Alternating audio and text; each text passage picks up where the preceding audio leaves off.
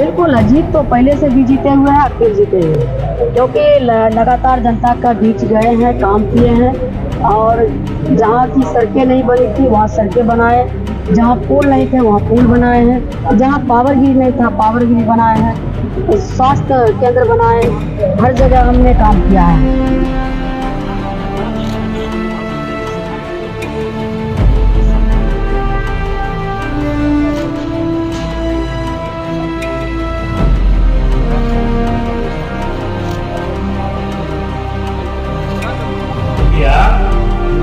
ये फिर से चुनाव लड़ रहे हैं। अब आप लोग तो यही ना समझिएगा कि कितना बार हम उसको तो राज्य सरकार में मंत्री तक भी बनाए, वो कहते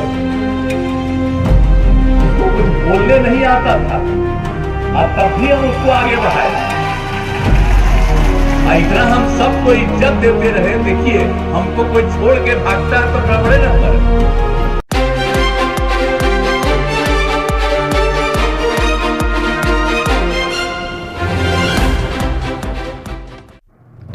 रुपौली विधानसभा उपचुनाव के लिए आज शाम से चुनाव प्रचार थम जाएगा। ये सीट एनडीए और इंडिया दोनों के लिए अब प्रतिष्ठा की बात हो गई है। यहाँ 10 जुलाई को मतदान होना है। बीमा भारती ने अपने पद से इस्तीफा देकर रुपौली से राजद के टिकट पर पूर्णिया से लोकसभा चुनाव लड़ा था।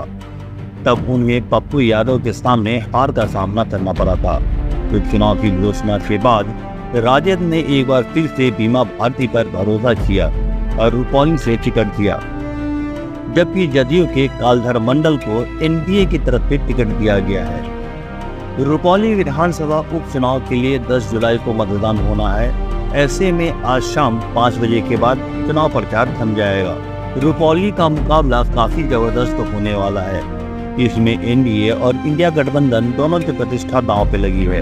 लोकसभा चुनाव में जिन पप्पू यादव के खिलाफ चुनाव लड़कर बीमा भारती को हार का सामना करना पड़ा, आज विधानसभा चुनाव में जीत के लिए उन्हीं से आशीर्वाद मांग रही हैं और पप्पू यादव भी बीमा भारती को जीत का ताज पहनाने के लिए हर संभव कोशिश कर रहे हैं।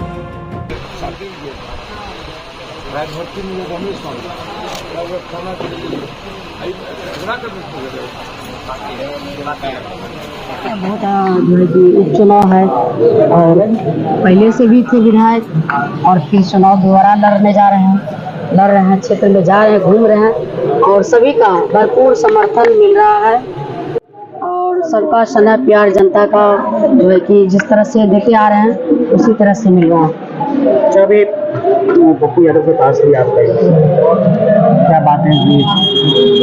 बहुत अच्छा है, जो है यहाँ के सांसद है और महागठबंधन में है और हमारे जो सांसद है बहुत सुलझे हुए व्यक्ति है और जिस तरह से उन्होंने हमको समर्थन दिया उनको दिल से आभार प्रकट करना चाहती हूँ कि आपने मुझे इस तरह से समर्थन दिए और बहुत जनता का प्यार भी मिल रहा है, सभी कार्यकर्ता का भी प्यार मिल रहा है और जितने भी हमारे एमपी का साहब का कार्यकर्ता हैं सभी लोग क्षेत्र में काम भी शुरू कर दिए, करने के काम कर रहे हैं, सब जगह जा भी रहे हैं। बहुत अच्छा महसूस हो रहा है। जो कार्यकर्ता है वो क्या लग रहा है कि आपके साथ आ गए? बिल्कुल आ गए हैं। जीत को लेकर कितना आसान? बिल्कुल, जीत तो पहले से भी जीते हुए हैं, फिर जीतेंगे, क्योंकि लगातार जनता का बीच गए हैं, काम किए हैं और जहाँ की सड़कें नहीं बनी थी वहाँ सड़कें बनाए, जहाँ पुल नहीं थे वहाँ पुल बनाए हैं, जहाँ पावर ग्रिड नहीं था पावर ग्रिड बनाए हैं,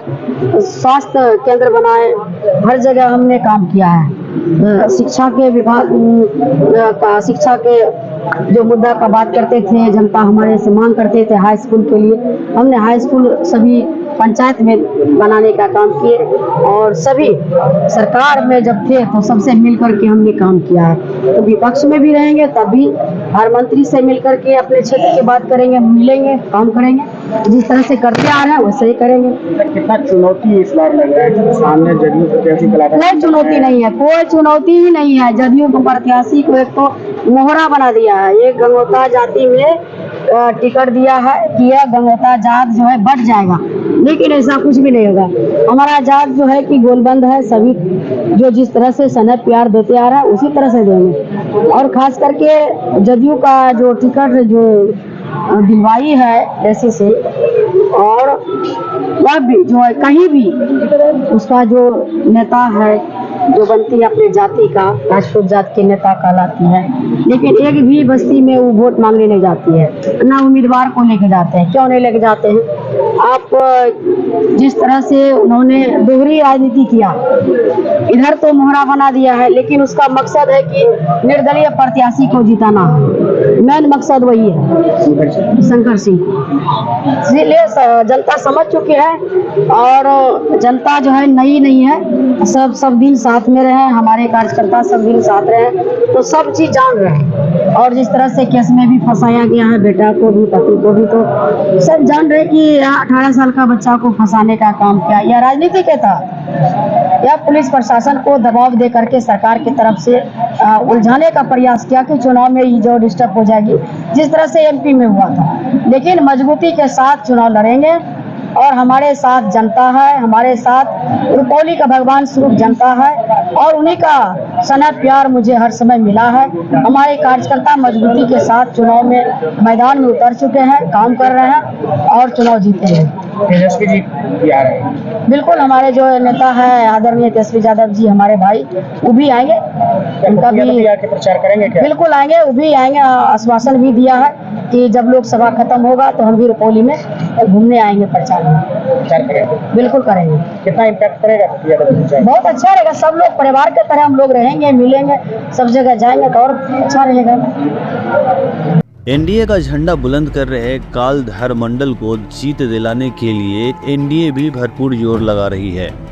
बिहार सरकार के जल संसाधन मंत्री विजय चौधरी, खाद्य व उपभोक्ता संरक्षण मंत्री लेसी सिंह, बीजेपी के प्रदेश अध्यक्ष और उप मुख्यमंत्री सम्राट चौधरी के साथ खुद सीएम नीतीश कुमार भी मोर्चा संभाल रखा है। सीएम ने बीते शनिवार को वहां एक बड़ी जनसभा को संबोधित किया। हालांकि कालधर मंडल के लिए यह राह आसान नहीं है, क्योंकि इस सीट पर बीमा भारती का दबदबा 24 सालों से रहा है।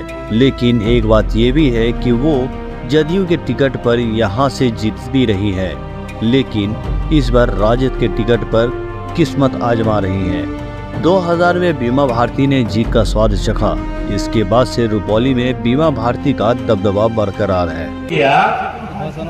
ये फिर से चुनाव लड़ रही है। अब आप लोग तो यही ना समझिएगा कि कितना बार हम उसको तो राज्य सरकार में मंत्री तक भी बनाए, उसको पहले उसको कुछ बोलने नहीं आता था और तब भी हम उसको आगे बढ़ाए। इतना हम सबको इज्जत देते रहे। देखिए, हमको कोई छोड़ के भागता है तो गड़बड़े नंबर आप जानते ना है, हम लोगों का तो आप जानते हैं, हमारा तो रिश्ता बहुत पुराना ना है भाई। आप समझ लीजिए,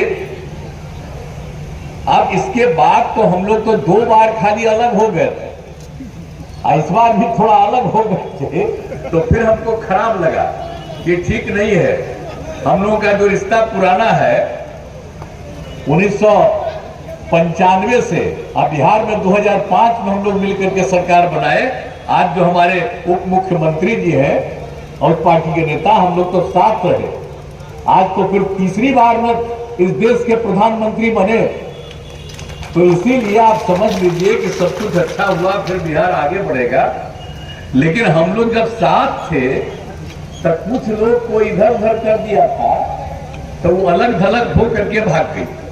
तब भाग गई तो आप तो समझ रहे हैं कि हम लोगों के जो उम्मीदवार थे, अब यहां से ये जो संतोष कुशवाहा जी थे, आप बताइए 2 बार जीते, तीसरा बार ही हुए। हालांकि दूसरे नंबर पर है, थोड़ा सा वोट का अंतर था, लेकिन ये तो यही इसी एरिया से जीते हैं, बड़ी भारी संख्या में इसी एरिया से जीते थे। यही के वो कैंडिडेट थे, तब भी इसी एरिया से जीते थे। और जो हमारी एमपी बनी हुई है, इसके भी एरिया से भारी बहुमत से जीते थे। तो सब जगह है, हाँ। लेकिन हमको बड़ा आश्चर्य हुआ कि इस आदमी को क्या हुआ। आप पिछली बार चुनाव में तो हम आए थे, तो लग रहा था कि कोई दिक्कत नहीं होगा। एक आदमी को इंडिपेंडेंट लड़ गया, इधर से उधर कर दिया, लेकिन फिर भी पूरे बिहार में तो हम लोग किए। तो आप जानते हैं कि हम लोग तो अभी बता रहे थे, हमारे सम्राट चौधरी जी माननीय उप मुख्यमंत्री जी एक एक बात बता रहे थे, तो हम लोग तो फिर अब बहुत आगे ना बढ़ेंगे जी। अभी तो एक बाई इलेक्शन है, तो इसके लिए हम लोग आए हैं आपसे अनुरोध करने के लिए। अब आप समझ लीजिए कि जिन लोगों को हमने इज्जत दिया, अब भाग गया तब जाने दीजिए। अब इसके बाद हम लोगों ने पूरे तौर पर जो कुछ भी था, अब आपको मालूम न है, संतोष कुशवाहा जी तो 2 बार जीते, लेकिन इस बार ये हार गए, लेकिन फिर भी ये मेहनत कर रहे हैं, सब काम कर रहे हैं ये लोग, सब लोग। तो हम लोगों को उम्मीदवार है, उसके लिए काम कीजिए। और याद करिए ना कि कोई दूसरे पटिया वाला जो यहां पर आकर के कुछ बात बोलता है, तो ही ना बताइए कि हम लोग 2005 में आए। आज सोच लीजिए कि आप लोग घर से बाहर निकलते थे, सामने क्या बुरा हाल था, कहीं सड़क बनाया था, और कितना ज्यादा मुस्लिम लोग भी इधर से उधर कर रहे, बड़ा आश्चर्य की बात है। और पहले तो हिंदू मुस्लिम झगड़े ना होते रहता था जी। आप बोलिए, हम ही लोग 2005 में आए तो हम लोग मिलकर के काम किए। आप बोलिए, उसके बाद हिंदू मुस्लिम का झगड़ा होता है? आई लोग कोई काम किए? कोई काम नहीं किए।